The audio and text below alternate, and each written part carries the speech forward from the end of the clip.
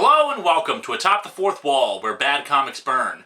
With the infinite possibilities presented by superheroes, people often wonder about stories that, well, just can't work because of continuity. For example, one might wonder what would happen if Batman had been chosen to be Green Lantern instead of Hal Jordan. Or how about if Batman was a vampire? Or if Batman was actually Superman? Yeah, there are a lot of these with Batman. The point is, DC occasionally produces a book with the Elseworlds imprint. Elseworlds are what happens when you take well-known superheroes and put them in new and different situations. Sometimes they can be interesting, never-before-thought ideas that actually stand out, like Superman Red Sun. Or they can be incredibly horrible and nonsensical, like Superman at Earth's End. Which is why today we're digging into JLA Act of God, an Elseworlds tale where superheroes lose their powers. Interesting premise, incredibly awful execution. Welcome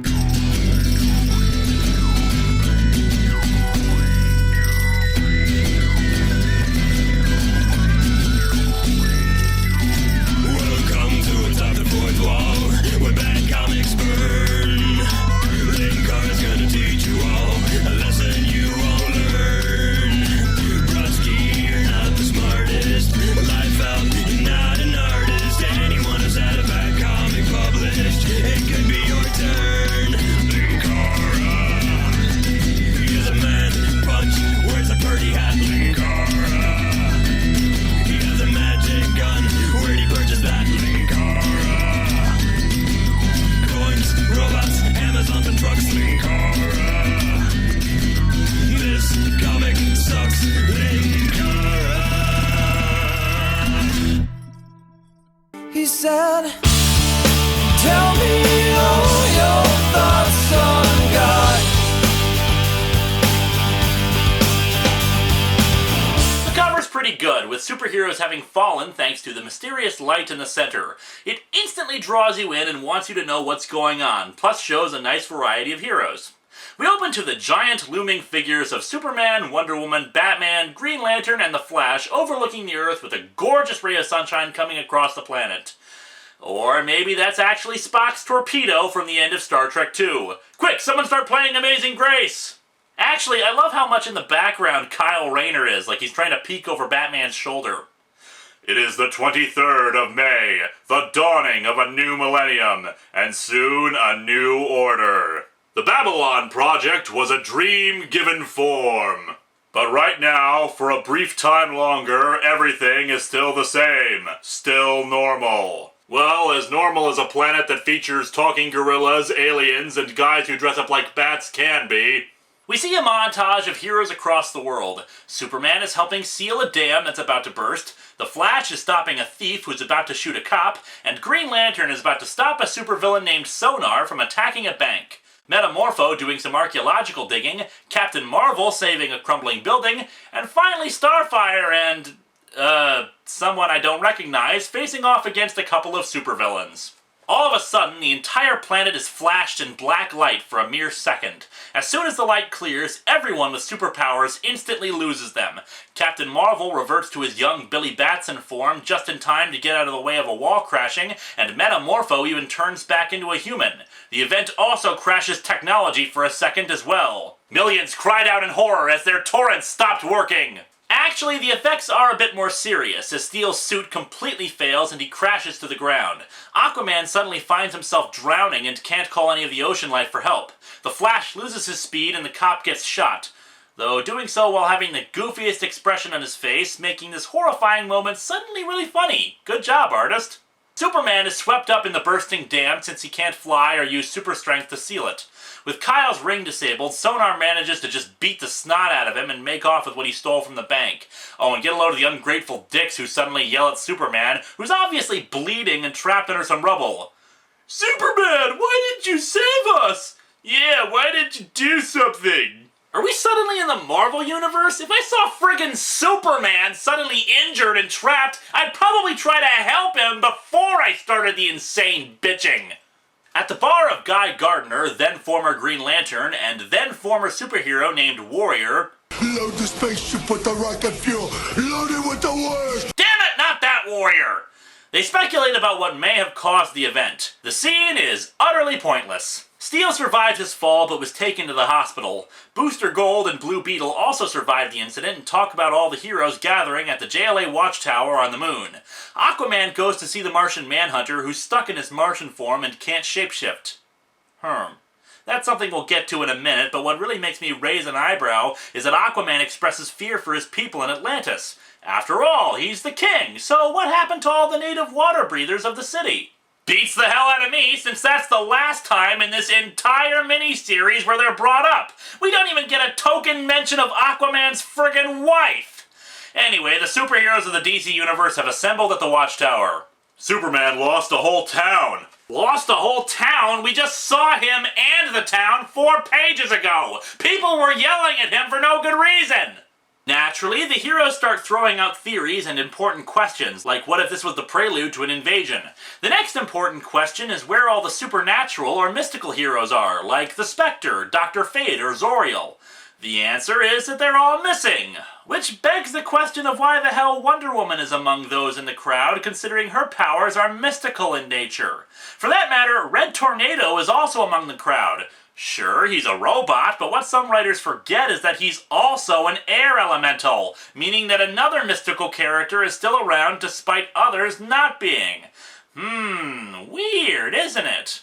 Anyway, Steele brings up the obvious. While they look for a solution or a cause to the power disruption, tech-based or martial arts-based superheroes are now the only ones capable of fending off criminals. Batman leads the charge, organizing non-powered heroes and getting Oracle, former Batgirl Barbara Gordon, and best hacker and information gatherer in the world to help the investigation. The Martian Manhunter is strangely pessimistic about all of this. Until then, our loss may or may not be permanent, but if it is, we'll have to learn to cope with it. In time, answers will be found. And maybe not. Maybe some purpose will be revealed. Maybe not. Maybe I'll put salami on my sandwich. And maybe not. I mean, come on, guys. It's only been a day or two and you're already acting as if this is the end of the world as you know it. And herein lies the first major problem of this miniseries. An idiot plot describes stories wherein the plot only works because all of the characters are idiots. This is such an occasion.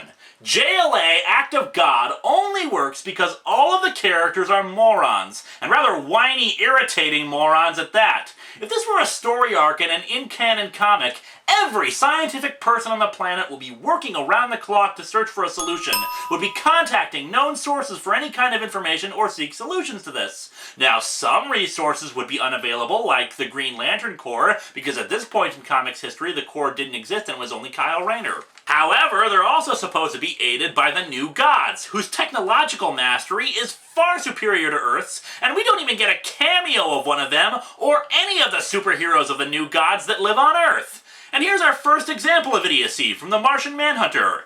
And maybe, just maybe, this will all prove to be a change for the better. The Flash asks the natural question. How could it possibly be that, Jean? I don't pretend to know, Flash. Then why the hell did you bring it up, Green Jeans? But perhaps no one should have powers above and beyond the rest of humanity. Perhaps it's not normal. That's right, people. Don't have anything unique or special about you.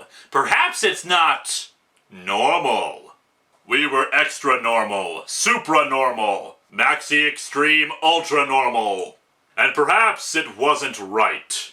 Martian Manhunter, your entire species was telepathic and could shapeshift. That was normal for you! Anyway, Flash once again questions the Manhunter's idiotic speech. You're saying we were wrong, Jean? After all the people we helped? The lives we saved? Lives are saved every day by those without powers. By doctors, police, firemen, rescue workers, the clergy. Yeah, but that doesn't negate his point. Not everybody is a firefighter or a doctor. Regardless of their powers, they were still heroes. The Manhunter laments the fact that he could finally understand humanity and be a part of it. Well, if only I weren't trapped in this bizarre Martian form. Hold the phone there, Jolly Green Giant. You're calling your own race bizarre looking? As they wait for information, the Manhunter suggests that they all be available via telephone. Some of us won't like this, but we're all friends here and all in the same boat now. I suggest it's time to share full trust. In fact, I suggest we conclude this meeting by shedding our secret identities with a full exchange of names and numbers. Yeah, good idea, Jean! Wait, don't you all have specialized communicators like JLA signal devices? If not, how the hell did all these people know there was a meeting at the Watchtower? For that matter, what the hell phone service are you using on the moon? We cut to Kyle Rayner's apartment, where he's throwing a complete hissy fit over the loss of his power ring. I notice he doesn't go to his friends in the JLA and tell them, "Say, my ring isn't working either. Maybe you guys can scan it and see if anything's wrong with it."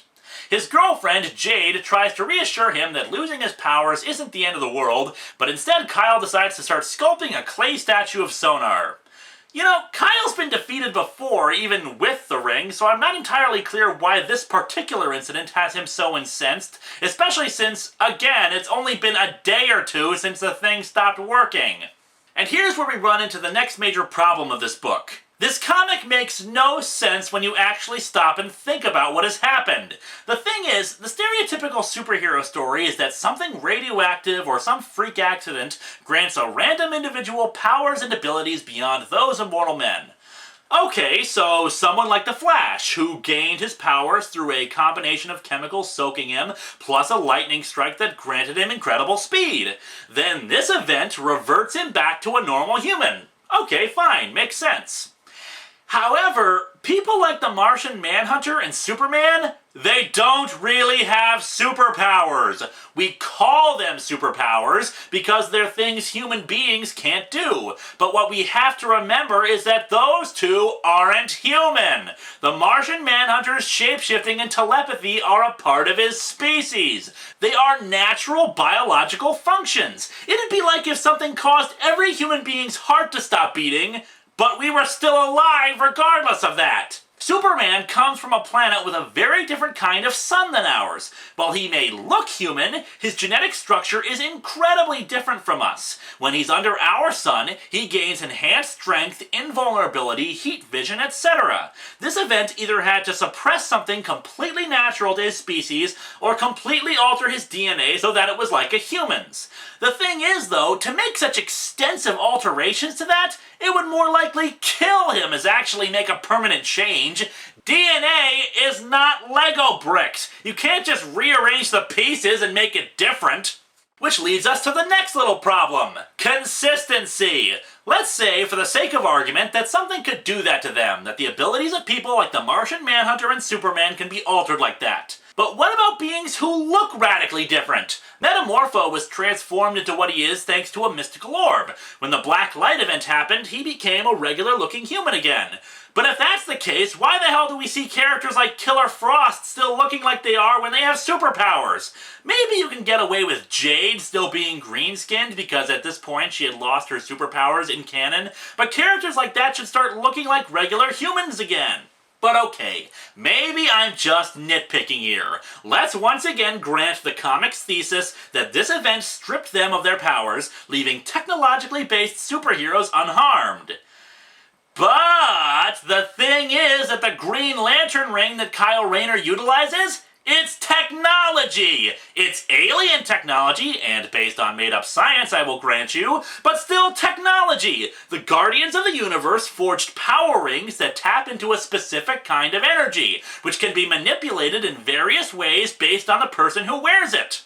It's not magic, it's not a superpower, it's a little green gun, yet it's not working despite no explanation why it wouldn't be.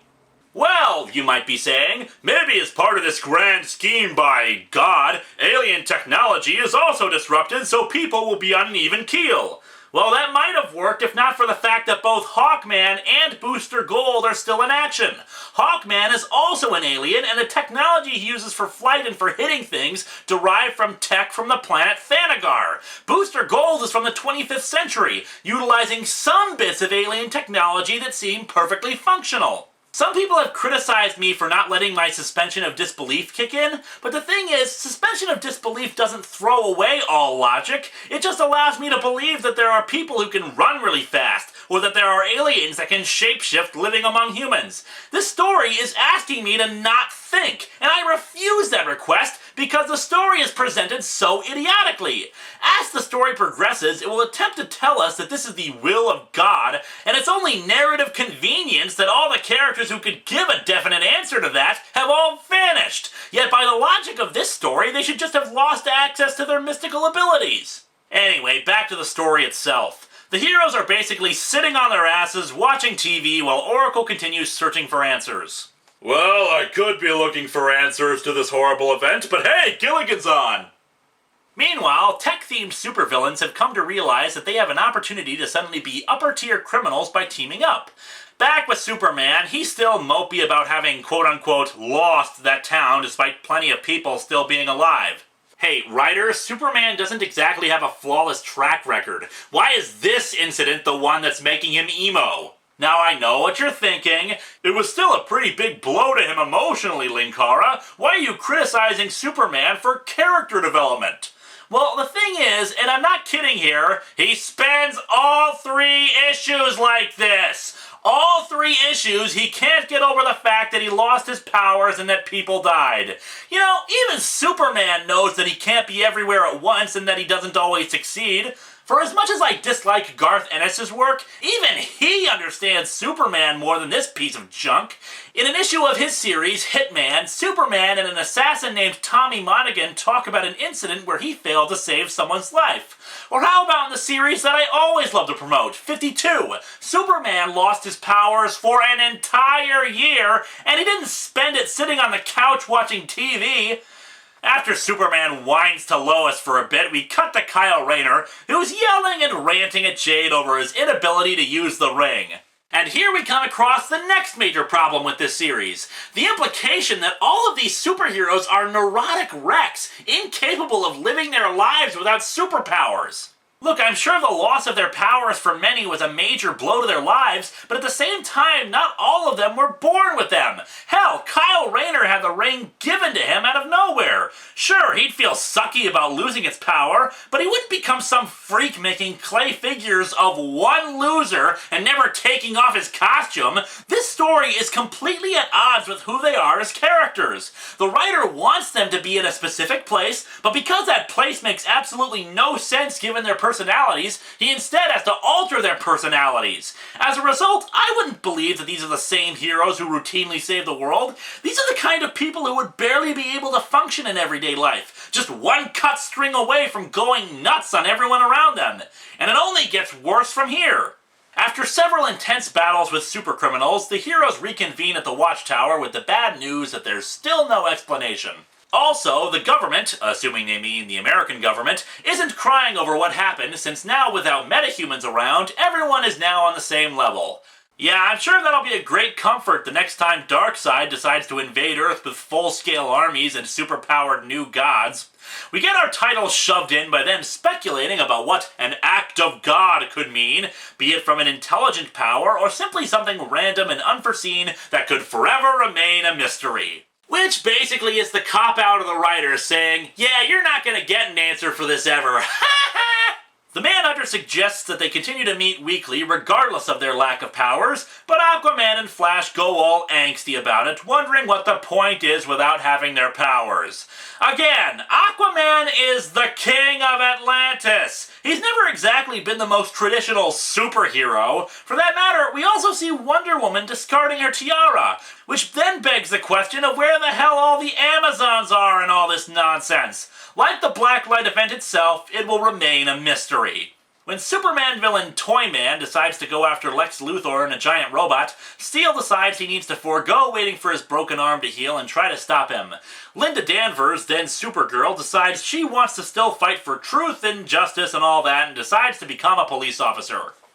Hey, writer, some consistency would be nice. At this point in comic history, Supergirl's supposed to be an Earth-born angel, so why the hell didn't she disappear along with the other? Oh, what, now is when you decide to pipe up? Steele flies in to engage the robot, the police having no effect on it. Yeah, I bet the governments of Earth are feeling real good now that Superman isn't around. It's the cybernetic hero known as Steele, now perhaps Earth's most powerful being. Really? Don't get me wrong, I like Steele, but I could probably think of about a dozen other heroes and villains who are still more powerful than Steele right now. Steele puts up a valiant fight, but sadly the robot is just too much, blasting him out of the sky before crushing him under its foot. And so our comic ends with Lex Luthor smirking in triumph, since now people will be clamoring for him to find a solution to the loss of the superheroes.